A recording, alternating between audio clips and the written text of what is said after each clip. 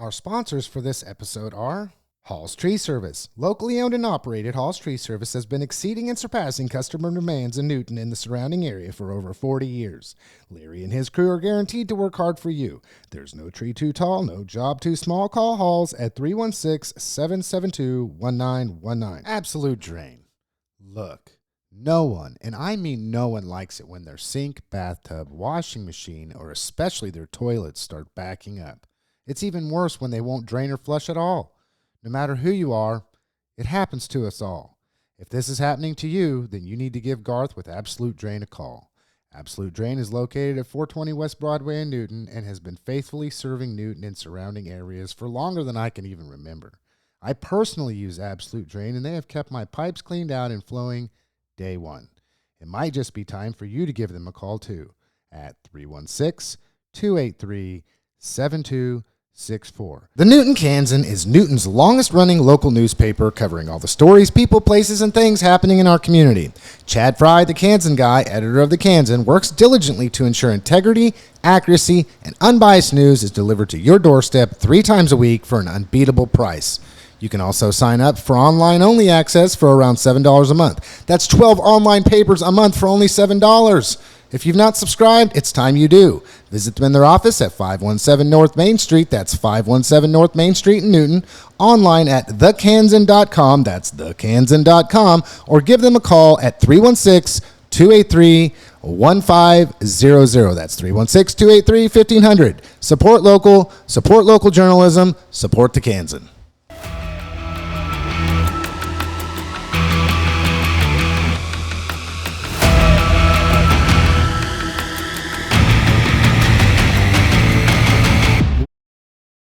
Well, everybody, welcome to this HCTalk podcast. As always, I'm your host, Lance Gormley, and my 2 co-partners in crime, brothers from another mother, is Andy Ortiz, local entrepreneur and businessman, and Chad Fry, as we affectionately know as the Kansan guy, editor of the Kansan paper. How are you gentlemen doing this fine morning? Fan-freaking-tastic. Fan-freaking-tastic. Chad, how are you doing? As well as can be expected.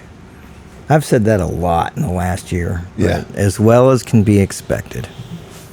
Well, I think that's the same for all of us. I was talking to somebody at the convenience store the other day. They asked me how the podcast was going. I said, it's pretty good. I said, listen, I try to catch it when I can. I said, well, you ought to catch up for the last couple ones because we really focused in on some stuff here locally. And they're like, politics is so icky. That's a great word for it. And I'm like, yes, and we had the discussion, and I said, but politics and policy is involved in every single aspect of our life.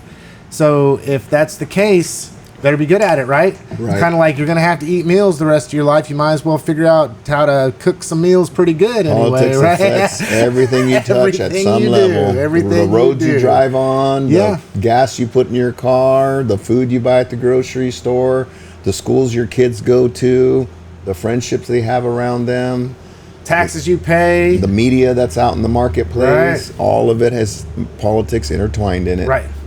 It is what it is. It is what it is. It's America Taxes the beautiful. Equals politics. Right. Yes, in every way, shape, form. So you might as well be involved, get involved, at least some point in time, be informed, which leads me to say, as I hate to be wrong, I'm a human being, and I have to admit, last week on the program, I misspoke. So I want to clarify real fast here. Okay. In Kansas, if you did not register before 21 days, there's registration deadline, 21 days before the election, and you go in and you try to register after the deadline and vote, you get to vote, but your vote does not count. If you are a Republican or a Democrat and you are registered as either party, once the registration deadline ends, you can't go in after that and say, well, I'm a Republican, but I really like the Democrat, so I want to run. I want to change my party affiliation and vote for the Democrat. You can do that. You can vote, but your vote won't count. So I was correct on this, okay? But where I was incorrect, I did not know. I did do some research. I misremembered maybe some of the education that I got when I was interning with Rick Heifel, our Harvey County elections clerk official. And it was that if you are an unaffiliated voter, if you are unaffiliated, right? Registered as an unaffiliated voter. You can go in up to, including election day, you can declare a party, and then you can vote in the primary of the party that you choose to declare. And last week I said that you could not do that. And I think where I got my wires crossed was that I was looking at unaffiliated as, or grouping them in with the Republican and the Democrat.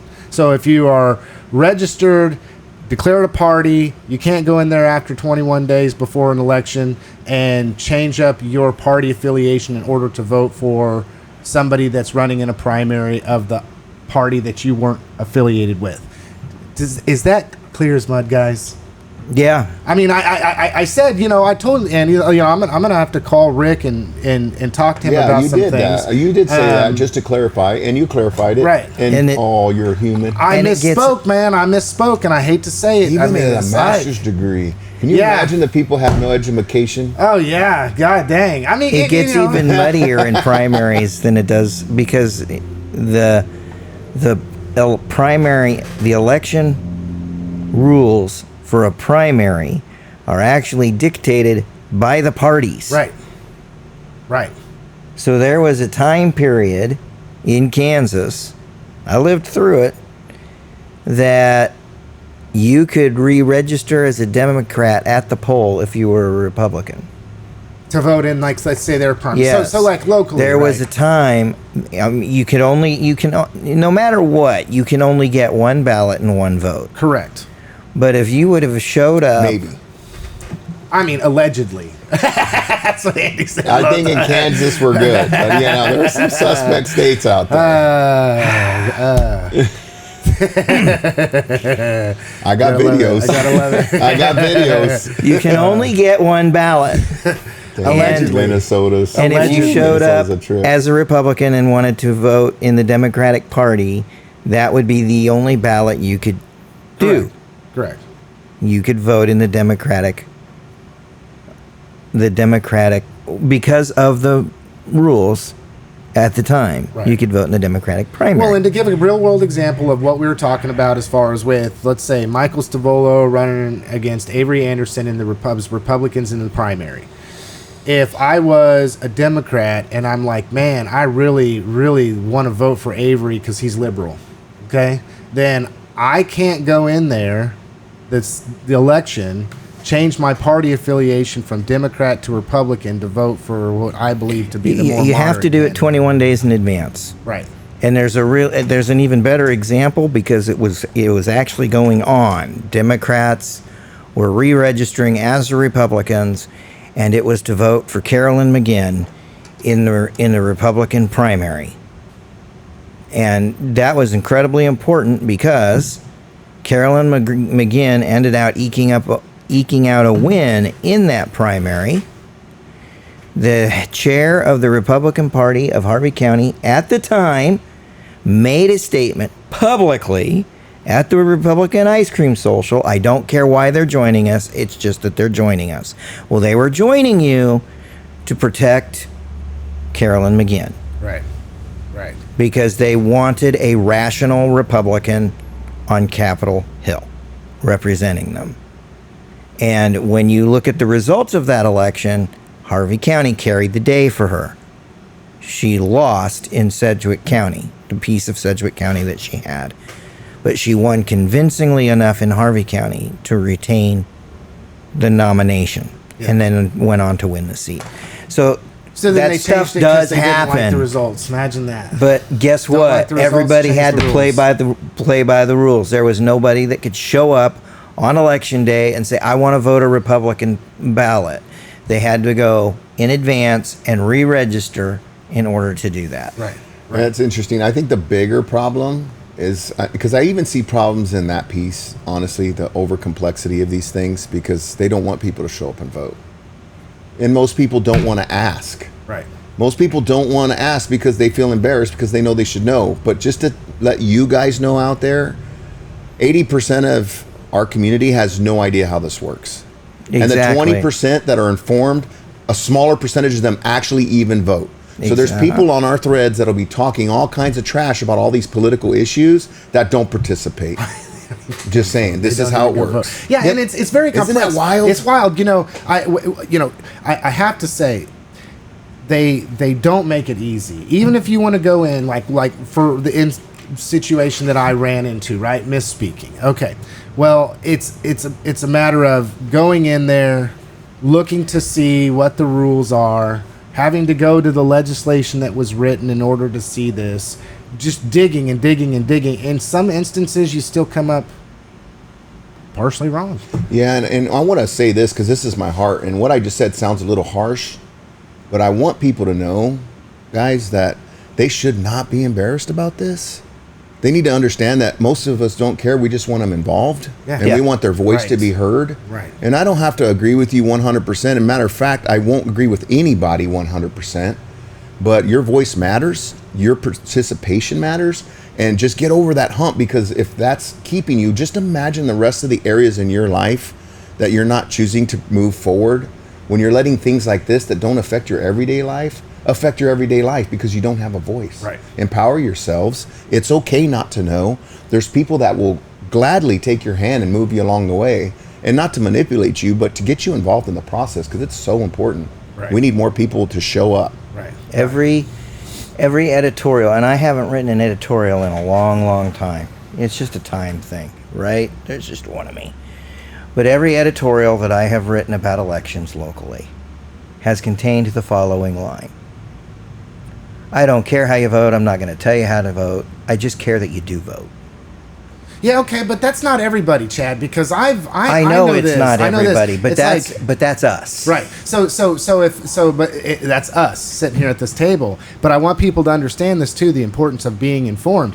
If, the end justifies the means, right? And a lot of people's perspective, especially when it comes to politics, and we talked about that last week, Andy, is just kind of this icky that we're seeing, and that it's okay because, well, we want the desired results, so we'll cheat to win, and that's okay as long as we win, right? I mean, because our cause is better than other people's calls. Because of course, so we can justify our cheat. So you got to be careful, because there is an element of there are people out there. Surprisingly, maybe not surprisingly to anybody that's listening, but if I'm a Republican and you come up to me and you ask me, "Hey, I really, really want to get involved in vote," and I'm like, "Well, are you a Democrat or are you Republican?"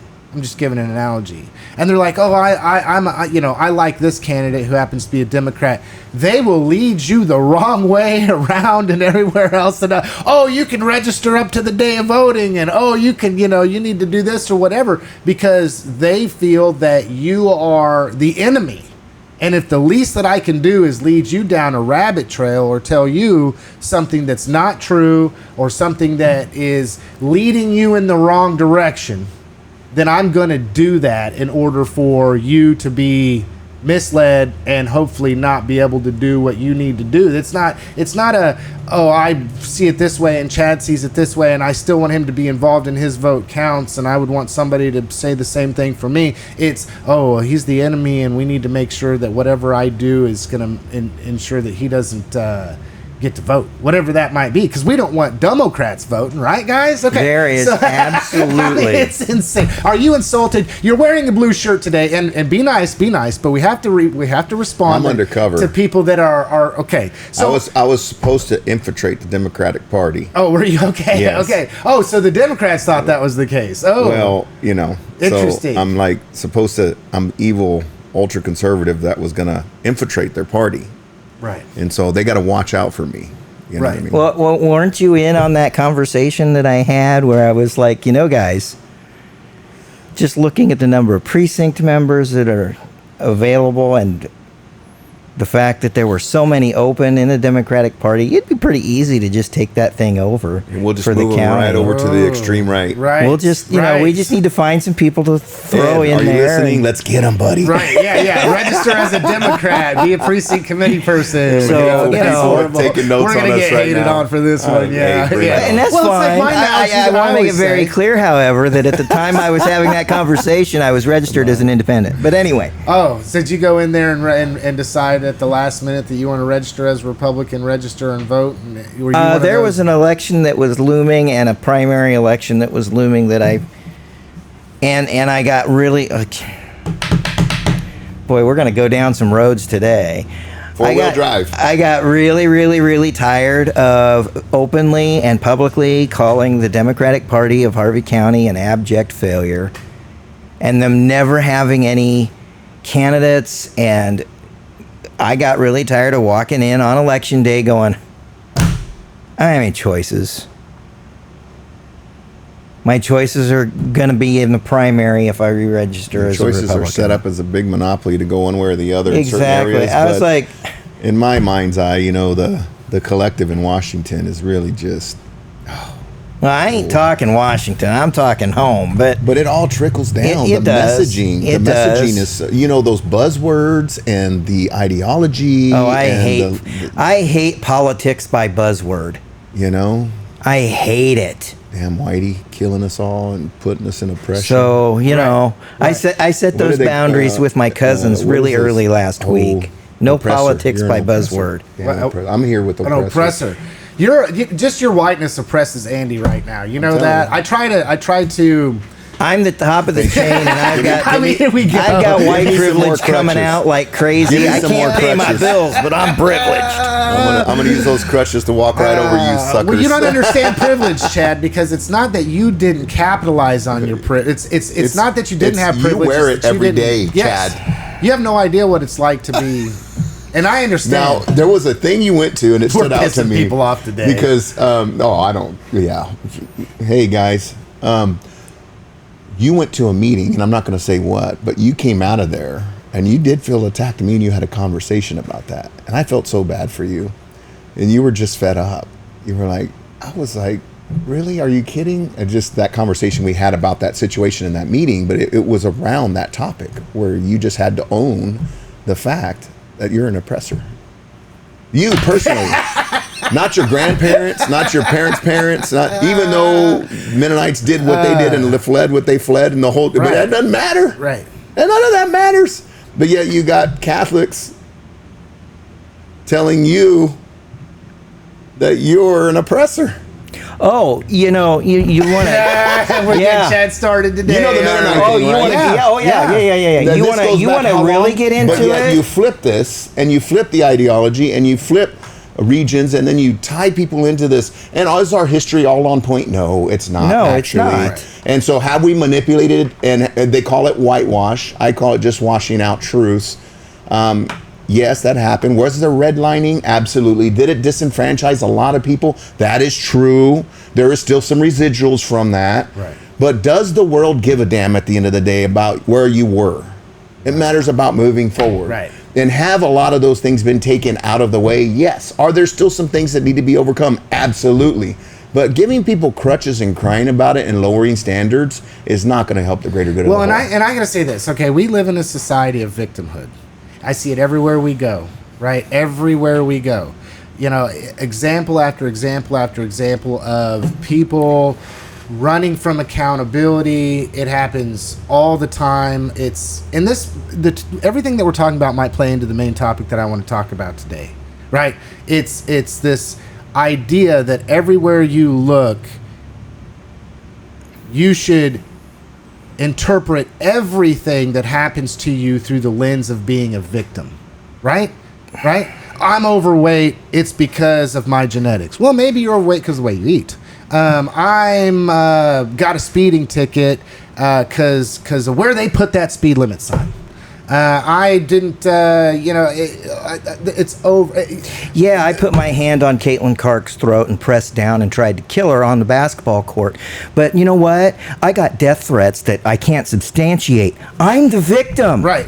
We got to be the victim. Everybody's got to be the victim. And Guys, do you have any idea how many of our political conversations we can pull the WNBA into? right. Yeah, and that's a tragedy. Because That is the a tragic story WNBA unfolding in front of our eyes Yes. right now. That's an Right. example. All you know due what? respects But to KTV, here's this. the WNBA is not what you call it, and I think I love your name for it. I can't even say it in public. I find it ridiculously offensive, but incredibly accurate and hilarious. But the You're telling me off camera 'cause WNBA, I'm not connecting. I'm going Okay. to. You don't watch KTV. The WNBA is a victimhood Olympics.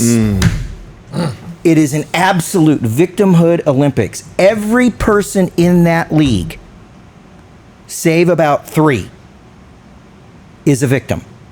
And they will look for any reason to play that victim card.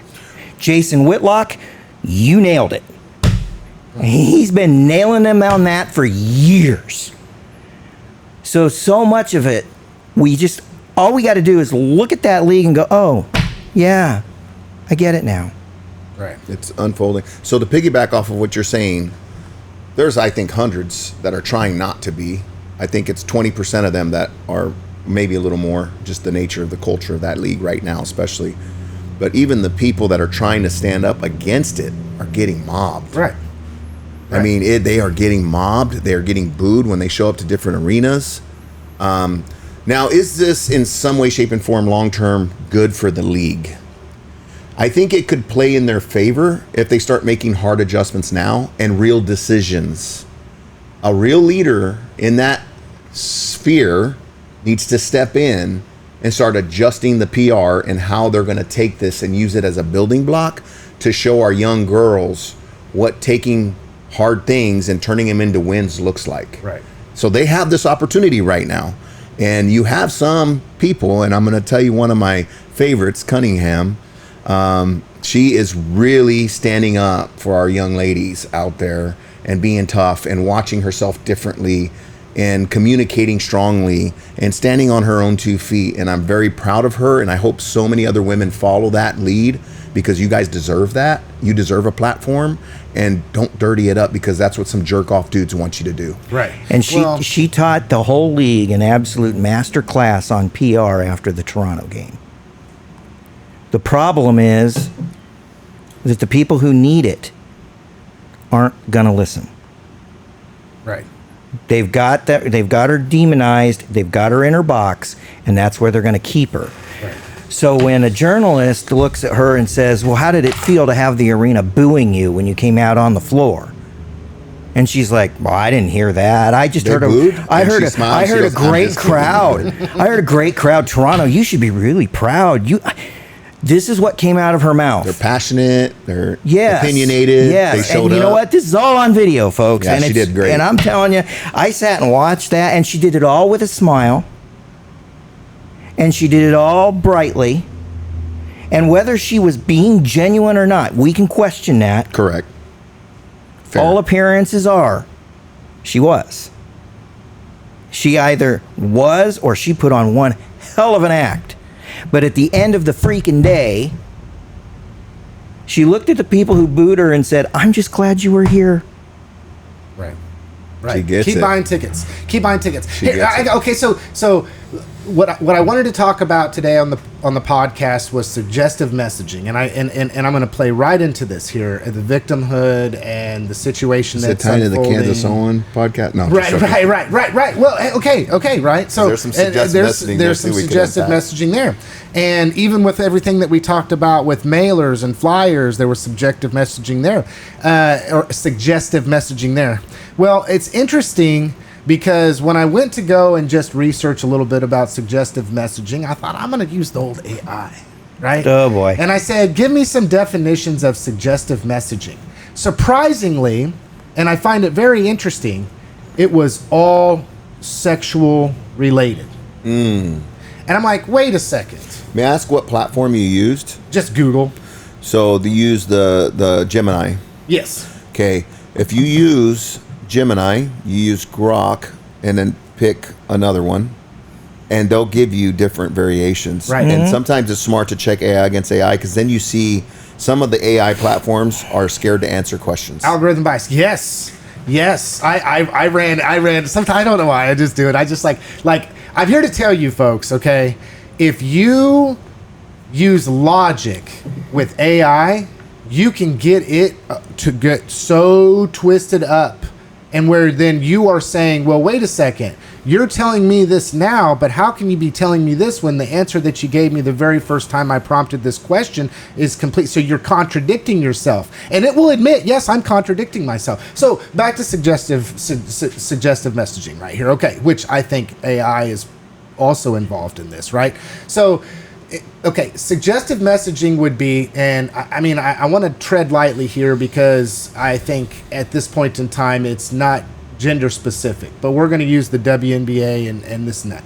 If you are constantly as a black woman in the NBA, I don't even know if I should, what WNBA, I don't even know if I should put a race to it, right? I'm just whatever. I'm just thinking Just what? player in the NBA. Player in the NBA. Okay. So if you are constantly bombarded with suggestive messaging that you are a victim or that somebody else is a victim, you start to think as yourself as a victim. Where before you wouldn't have thought of yourself as a victim, but through suggestive messaging on different platforms, different people, different social engagements, then now all of a sudden you think you yourself are a victim. Do I need to go deeper here? Or are you guys catching what I'm saying? No, I'm totally picking up what you're saying. I'd be curious because you're in the business. You've seen so many different variations of this. How do you look at that? Look at what? The suggestive messaging piece that they use to sell products. Because that's what it comes down to, Correct. is finding a community Use to it in target market advertising. to speak It's to. tied up. It's tied up in trying to get someone to believe what you want them to believe, and it's got to be effective. It needs to be repeated Over and over. over and over and over and over. Or some way. I'm gonna correct. I'm gonna put this. So, it needs to exploit someone somehow, right? For instance. Okay, advertising. Advertising's an easy one to look at. See, We do have spots available. right. Okay, but like you're. Oh, you ever seen the movie Over the Moon?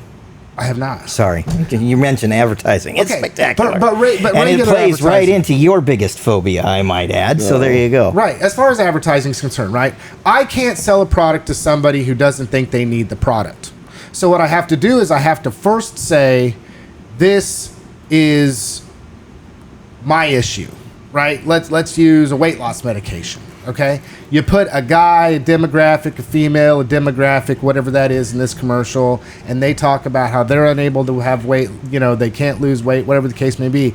And so then I took this pill and therefore now I lose weight. I feel so much better, yada, yada, yada. So at first you have to find somebody that somebody else identifies with, right? That's identity politics or just identity sales Or in somebody general. that is being idolized for one reason or another. Right, fame, right, of some kind, right? So then all of a sudden I have an issue. The person sitting there is like, well, I have the same issue. And they say, but I took this pill and this pill has made me X, Y, or Z. Well, I want to be this way too, so I want to take this pill.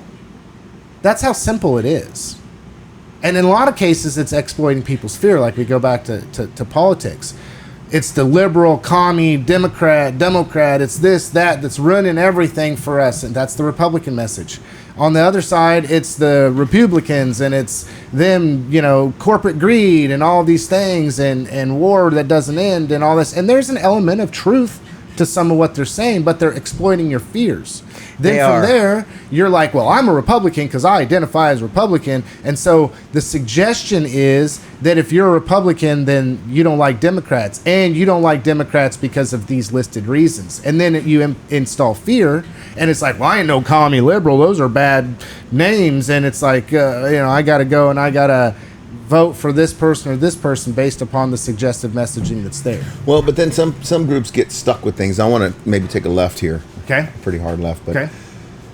WNBA. He's going left. Yeah, exactly. You're smart. The WNBA. I want to take a shot at them because I think the Republicans need to do the same thing. Just to be clear to the Democrat friends I have out there that we don't agree on everything. A bunch of wonderful people. Almost all of them are good people, right? How many Republicans do you know that are okay with men being in women's sports? Zip. Yeah, not a problem. So you put that as a Republican as a fear tactic that all Democrats are that way, Right. when it's not true. Correct. Matter of fact, majority of my Democrat friends know that's not okay. Like vast majority that I've spoken to. Like 80-20. You have some that will Yeah. play with the idea because they're engulfed in those communities that try to have those conversations to be open and free and let's do the the smoke, right? Those types. Hey, teach their own, right? but they go too far sometimes, and this is one of them, right? Why aren't our Democrat counterpart, my friends, who know that's not okay, protect our girls and women by fighting the fight that's not okay? And why is that a partisan issue? Well, I mean, okay, so how do you you're get asking there? a question. So that's the example, yes, right? Yes. There's so many little pockets like that. Right. Locally, they try to make it with the energy. If you're not this, you're not a Republican. Right. But yet they vote in a guy who's come in who supports alternative energy. And we're just going to tuck that under the rug for now because shut up. Right. But yet it's okay. It's not okay when we want to have that looked at here locally. So we're just going to, is it smart to take things out? Am I pissed off that they tabled it? No, because I think there's still a lot more work that needs to be done. But I think they need to be messing with a system at that level, and not allowing opportunities to take place? And my answer is no. Do I think we need some checks and balances? Yes, that's why I'm not a libertarian, right? So I just want to know how we brand a whole group of people, but then there's those little manipulations, Lance, that you're talking about. On a local level, a Republican in Harvey County is against any alternative energy, but yet the governor for the state that we support as a party fully is okay with alternative energy. Matter of fact, they're in the mecca of trying to figure this out, which I don't think is a bad thing. Right. But why did our local group just decide, and so many people follow suit, that this is the battle cry and we're all blindly going to follow it? Correct. And then why do the Democrats, in the bigger picture, right, WNBA is our example, allow themselves to be tagged with this smut that's just ridiculous? It makes no damn sense. Right. It makes you look crazy. So I'm trying to figure out what that is. And this is your whole point, right? Right. How do we do that? Suggestive messaging becomes a brand, becomes what you live with, and you're either part of this side or that side, and that's it. What about all of us reasonable people, like most of my Democrat friends? And I don't know if one of my Republican friends has told me that they think that's reasonable. And I want the Democrats to call that out right now. Right. Because for me, that's one of my big battles personally, is figuring out how do we spin up a team of dudes to go fight for our girls. Because this is not right. Right. And this is where guys do step in, and there is a difference. Well, there's some guys that have been stepping in. Okay, so we've got 2 former NBA players who have declared for the WNBA draft. Love it. And according to Ennis Freedom, which is the first one who declared, we can expect to see at least 6 more between G League and developmental leagues of guys who are going to declare for the draft. Under the WNBA rules that say if you feel like a woman, you can declare to be a woman and maybe come play for us. They're forcing the issue So that maybe they'll solve it. So when you have discovery, when you get into a lawsuit, what happens? Well, they're going to have to prove that they actually identify as a woman if it goes to a lawsuit. But what's the threshold for that? But when you But ask through discovery, quite honestly, how hard is it? And then on top of that, there is and I honestly, I do not know what political party she's from. There is a woman who has just declared, and she is lily white. She's whiter than me, and I'm pretty white. That she's a black lesbian. Okay? And we can question all we want whether these are just political stunts or what they're doing, but at the end of the day, they are forcing some decisions to be made. you're going to take off your mask. Because the WNBA is going to have to take a look at this and be like, look, the guy averaged like 15 points in the NBA. He averaged 10 rebounds in the NBA. Do we really want him on the same basketball floor as Angel Reese? Okay? Especially with the way they're doing it now, because basically Do we you just want go him there and on the batter a bunch of women while you're playing basketball? Exactly. Do we want him on the same floor as Aja Can you Wilson? imagine him on the block down low, And I'm getting fed? Oh, Yes, yeah. and Nice elbow I'm to the picking. face or I'm gonna be straight. choke shot. Yeah. I am picking my WNBA players very intentionally. These are women who are physically dominating within the WNBA. And as much as I enjoy watching Aja Wilson play, I'm not going to admit to liking Angel Reese play. The girl cannot hit from 2 feet out. As much as I enjoy watching her play, and as much as I actually do enjoy watching Reese battle for a rebound, this dude is going to leave him for dead on the floor. It's crazy. It's not right. It is not right. He will physically dominate those women. There's no two ways about it. Okay? It's not just that you're 6'4", 6'5". It's not just that you got no vertical. He's going to physically dominate you.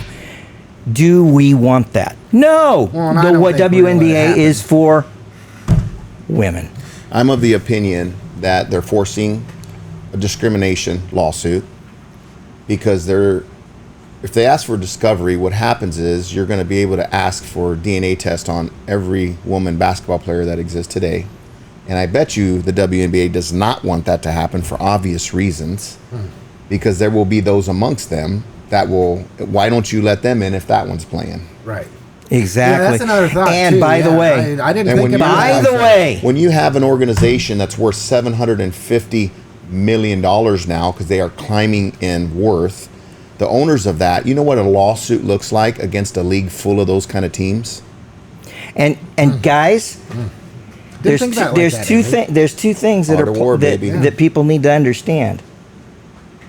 The salaries in the WNBA exploded And that's awesome. in the last collective bargaining. Okay? Even though they were 20 million behind, but they're starting to come up now. They're starting to come up big.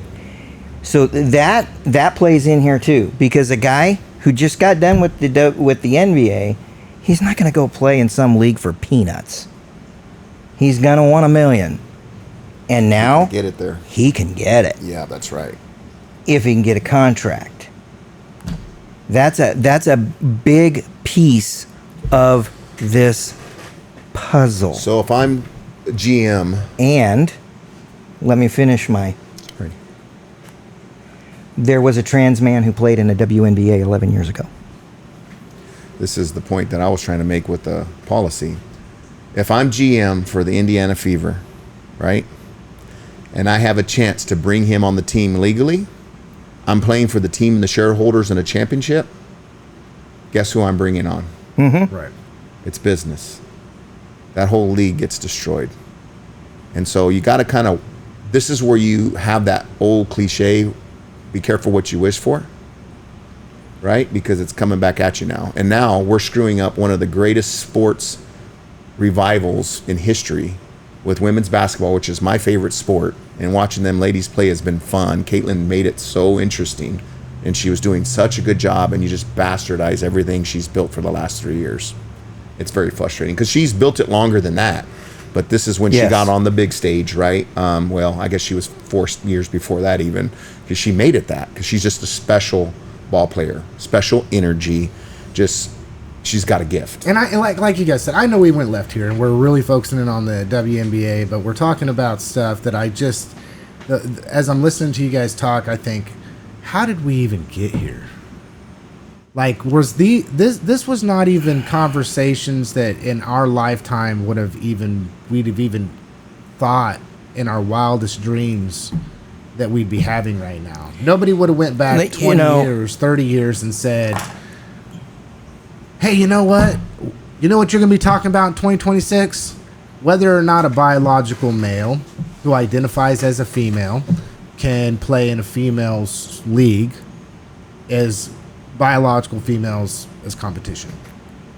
How did Chad go from watching 6-on-6 basketball and complaining about how boring it was and pressuring his school to go 5-on-5 to sitting here in a podcast going, God, seriously, you want to let men in? I mean, you want that conversation? That's happening real time. Yeah, that's what makes my head spin. Okay, so let's go back to this. And quite honestly, that's why in the middle of Caitlin's rookie year in the WNBA, and doggone it, guys, update your AIs. She's not a rookie anymore. That's why I backed away from all of the online conversation, because I got so tired of being told I'm such a Johnny-come-lately. And 99% of those people don't even know what 6-on-6 basketball existed. Right. So I do want to make a claim here. In Harvey County, if there's anybody that wants to debate me on this topic, I will make it happen. I want to hear you. I want to try to understand your side if you think this is okay. So please reach out. Right. And I'll try to make it happen. Right. So. Yeah, make it happen. That's what, if anything, and I was talking with Andy about this last few days, is, there was a lot of people that had reached out over everything that's been transpiring politically in our community, right? So, just asking questions about the podcast, messaging, and I still wonder, why don't you just comment, for crying out loud, on the thing, but you want to send me. Well, and this is the thing that comes back to that suggestive messaging, Andy. It's how many times do you have to see somebody speak up and get doxxed for it before you're like, whoa, I don't want to get doxxed for this. There's potential for that's a form of suggestive messaging as well. It's I tried to think about this through the lens of, where do we see this? And the reality is, it's everywhere. And then I ask, well, why are people so susceptible to suggestive messaging? And I came to something that I don't like, but on the forefront, it's because people are hollow. A lot of people are just hollow, right? Everything plays on your insecurities. Everything plays on, you think about anything that you've ever been sold, right? It's first they have to convince you that you need it before they can sell it to you, right? And in very few instances is it something that you actually need. And it plays into your insecurities, right? As do this, like something I hear, oh God. So for some reason, I must have pissed off the algorithms on Instagram, because Instagram wants for every other reel to be an advertisement, right? And they're getting so crafty with it. Got this pretty young lady on here, and she's talking about how she's just absolutely can't resist, a certain type of man. And, oh, well, you got my attention, you can't resist. I mean, you're a beautiful young lady. How can you not resist a certain type of man? He gets this specific cologne.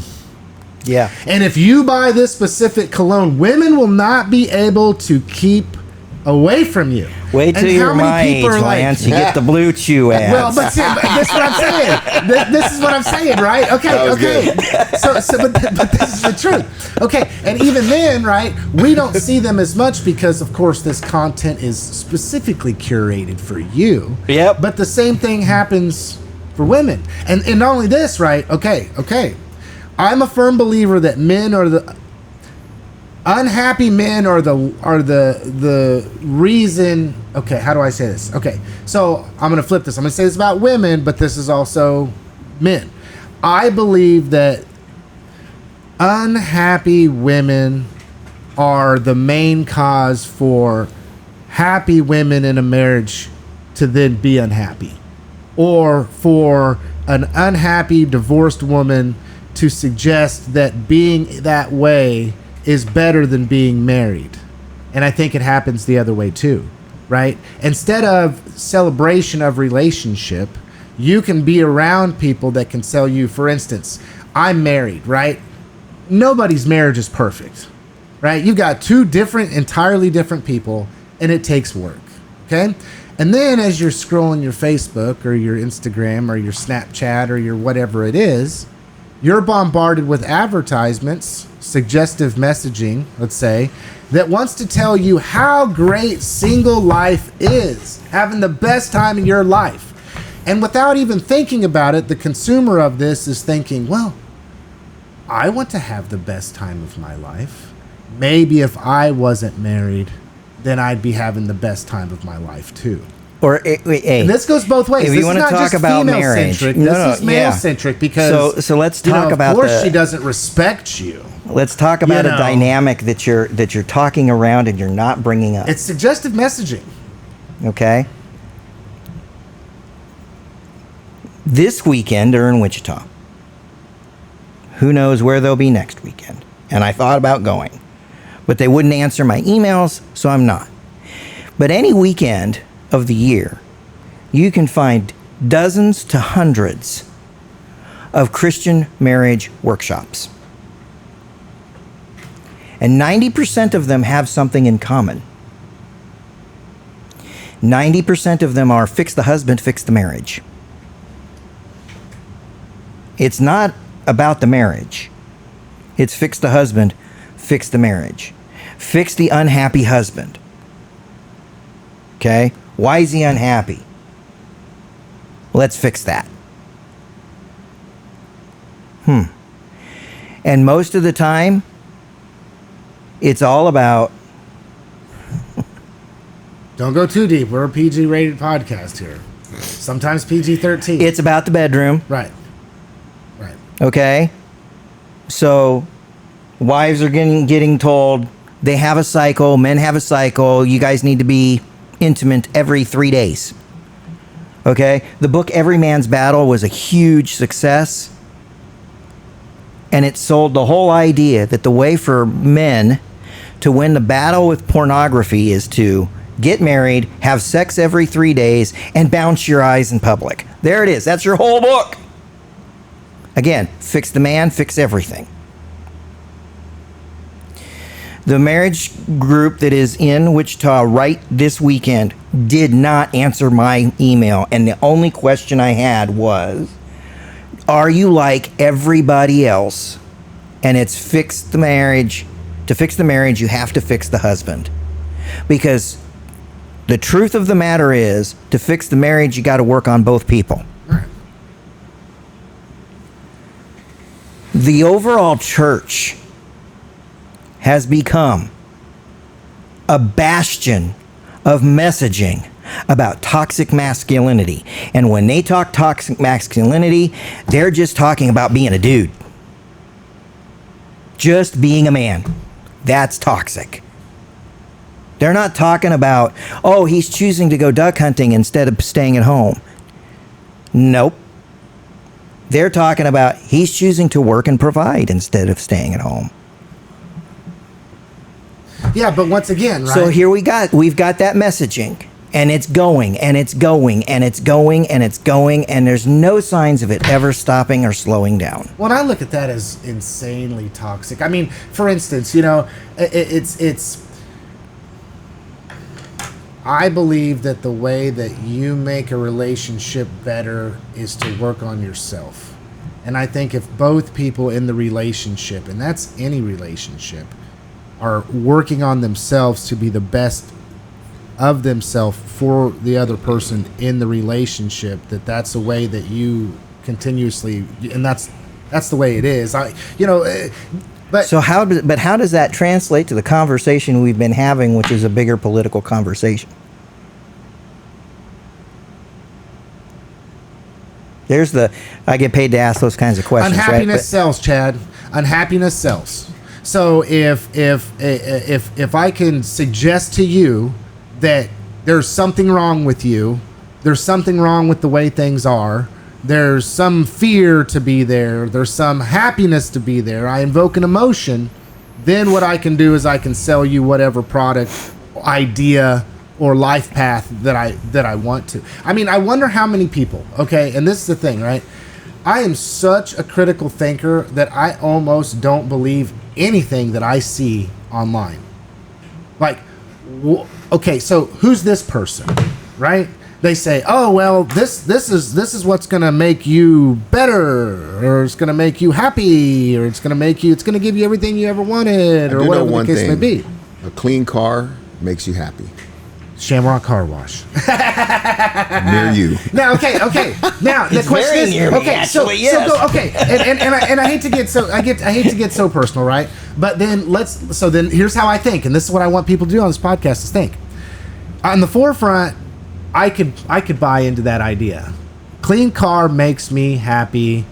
So what do I need to do, or where do I need to go to get a clean car? Shamrock Car Wash locally, right?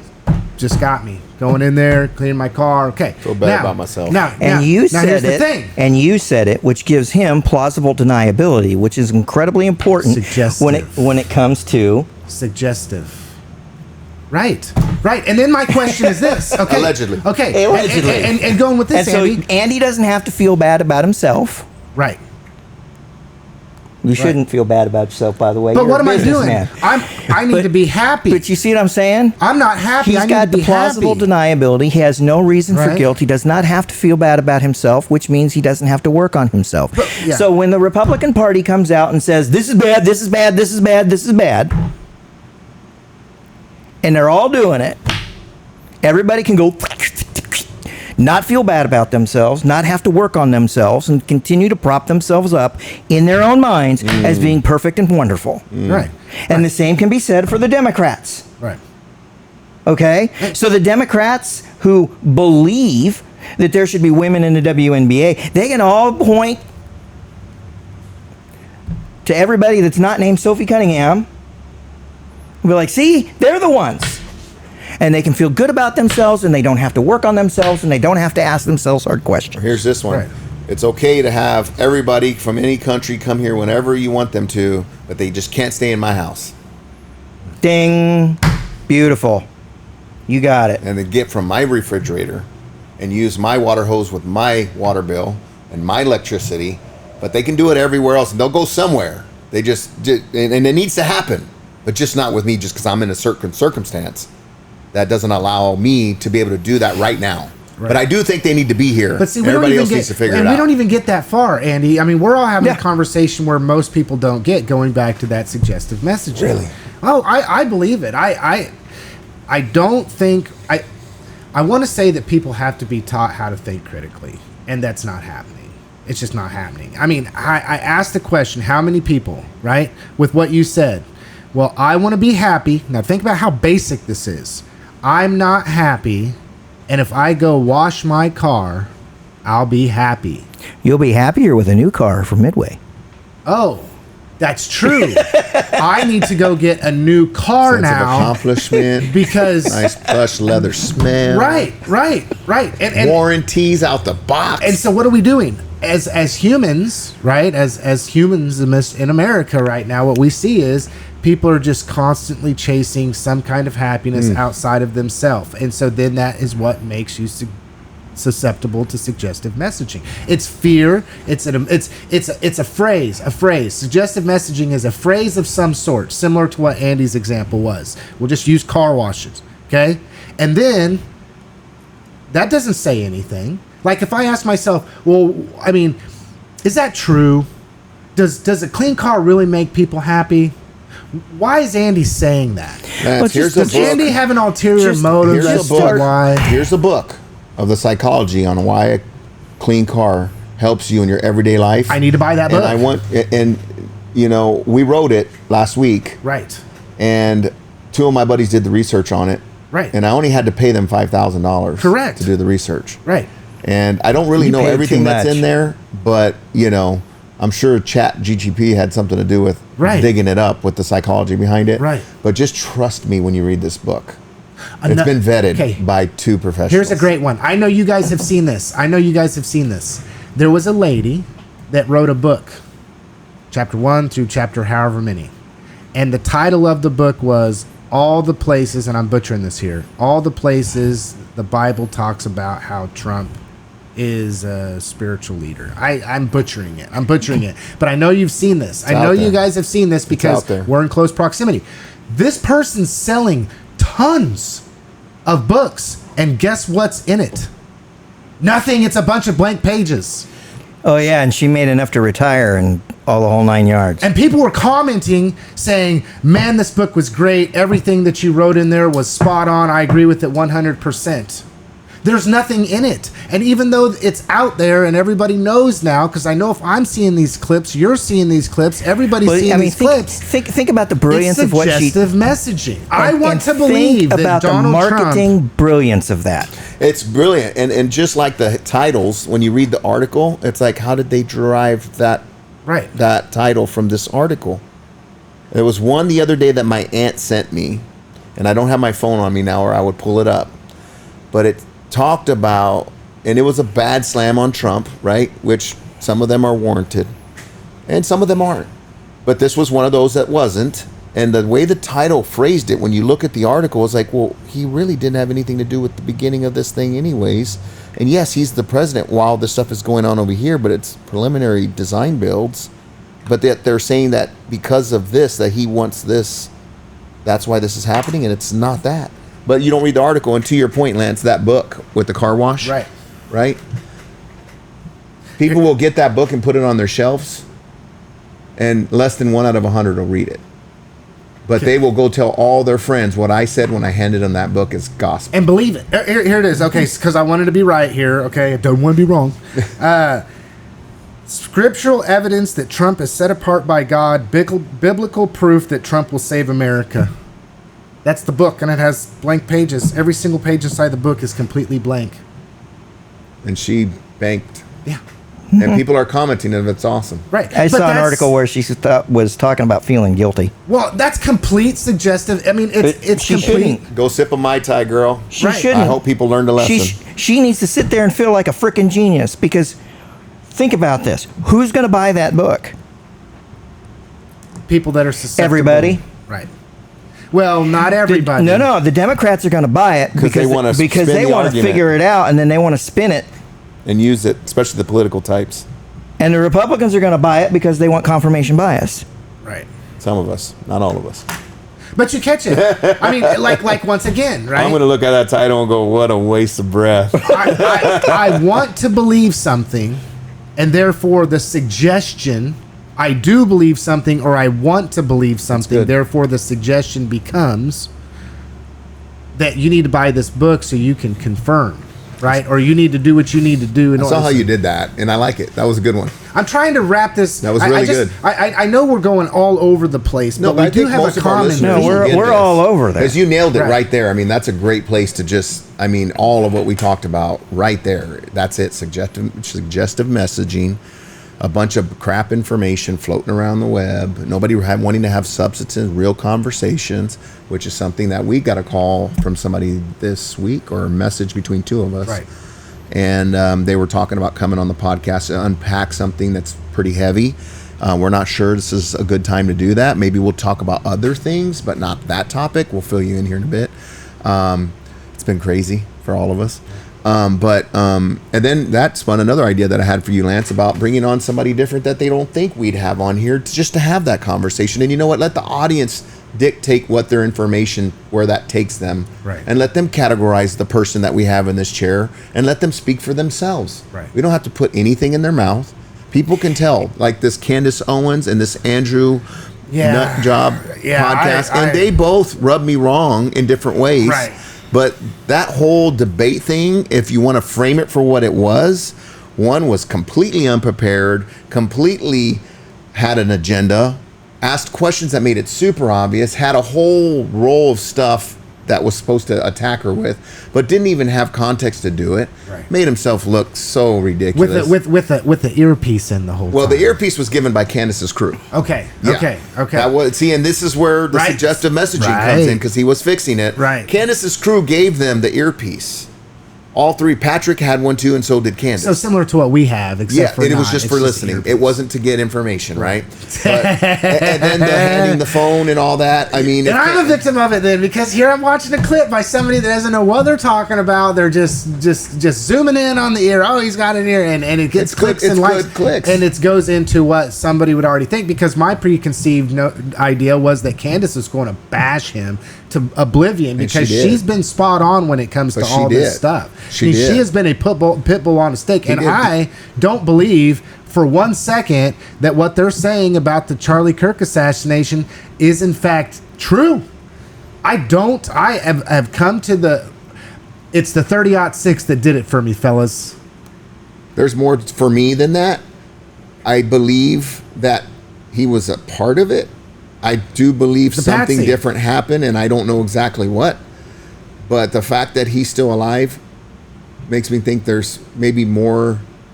It's a face and a name to pin it on, so you don't ask questions. Maybe. I just think things are a little more or less conspiratorial, but there is some stuff in there. I was a kid one time, and I kept hearing this knocking, and I swore it was demons and bad ghosts in my room. And one day, I finally complained about it.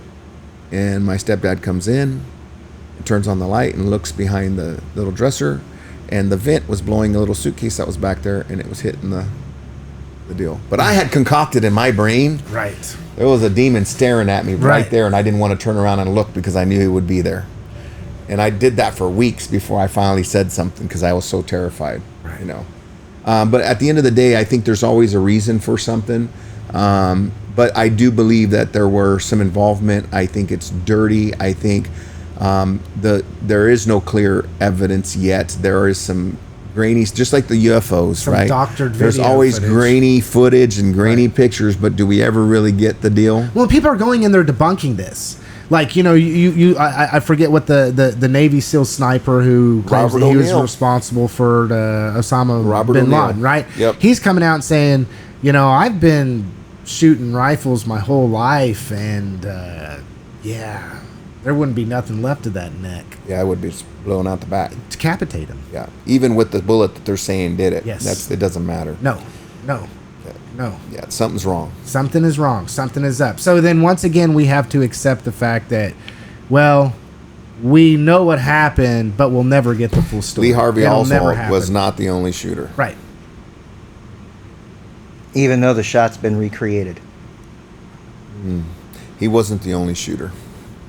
And you ask how many times can the shot be recreated, and that would come down to, and this is why I agree with. To me, it only takes once, but Well, but that would mean But that. he got hit twice out of 3. Well, this is why I have an issue with this. I've saw the same thing you have, and I do believe that there is truth to that. But I also know that unless in science, you know, if you duplicate something one time, that's not how you prove truth. It has to be duplicated over and over. Well, and how many and people over have and tried over to and make that over shot again. happen and failed? A lot. Lots. You can go on YouTube and there's 1,000+ videos on people trying that shot, and one person or 2 people did it along the way that have extreme marksman capabilities that even say it was really hard for them, you know? I mean, and that's just ejecting and pulling the trigger with the speed. That's not actually on target. So there's so many variations, right? And I believe, I mean, there's books out there that, and there's papers that were released recently that our CIA had an involvement or knew sure. information Right. that we didn't know that they knew, that puts them in a bad light. Passive compliance is very interesting. I think our intelligence is top notch, and I think more oftentimes than not, there's a passive compliance that goes along with it. I think we know this is going to happen. We know this is the potential to happen, but we're not going to do anything about it. We're going to let it happen. So, Crazy. coming to the end of the program, fellas, last words? Hey, thank you to all those people who have been sending messages and reaching out about what we're doing here. We're getting your messages about the people that you want to come on. We're getting messages about different things you want to see on here. I'll be talking to Lance and Chad more about that here in the coming future. But just appreciate you. Never hesitate to stop and ask questions when I see you out in public. I know sometimes it's a little taxing when it's a Saturday and I just want to get back to do honeydews around the house. But I do appreciate hearing the perspectives. It opens my eyes to what people are actually hearing, not what we're saying. And that feedback is gold for me. And so I'll continue to listen and give feedback to Lance and let him know, because he'll make the adjustments as he sees fit, because this is his. But just to be here, Lance, has been great. And the community support that I feel for what we're doing is growing tremendously over the last few months. And so I'm just grateful to be here and have an opportunity to speak my mind, share my crazy opinions, and to empower other people that they can do it too. Because it seems to me that the theme is, I just don't know how you do that. And it's like, wow, is that where we're at as a society in America? We've got to change that. So Right. your voice does matter. Right. Chad? Final words. My brain is just kind of spinning because this week I've got a lot. I'm carrying a lot right now. And so don't be surprised if I just kind of disappear on Friday. I spent an entire week in Colorado where I slowed down significantly. Nobody knows it because, if you pick up copies of the paper from last week, my name's still all over it. But I did slow down quite a bit. And